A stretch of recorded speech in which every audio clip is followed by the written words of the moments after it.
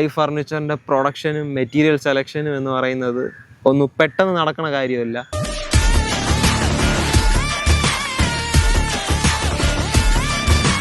First stage എന്ന് പറയുന്നത് ഇതിൻ്റെ മോയ്സ്ചർ കണ്ടൻറ്റ് പുറത്ത് കൊണ്ടുവരിക.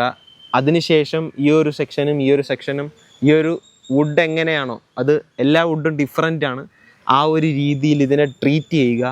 അതിനുശേഷം ഇതിൽ സീലർ എത്രയോ മണിക്കൂറുകൾക്ക് ശേഷം സീലർ അപ്ലൈ ചെയ്യുക. അത് ഫസ്റ്റ് കോട്ട് അടിച്ച് നമ്മളെ ക്ലൈമറ്റുമായിട്ട് മാച്ചാവുന്ന രീതിയിൽ, അതൊരു മഴ സമയമാണെങ്കിൽ നമ്മൾ കൂടുതൽ ടൈം ക്യൂറിങ്ങിന് കൊടുക്കണം. ലൈഫ് ഫർണിച്ചറിൻ്റെ പ്രൊഡക്ഷനും മെറ്റീരിയൽ സെലക്ഷനും എന്ന് പറയുന്നത് ഒന്ന് പെട്ടെന്ന് നടക്കുന്ന കാര്യമല്ല.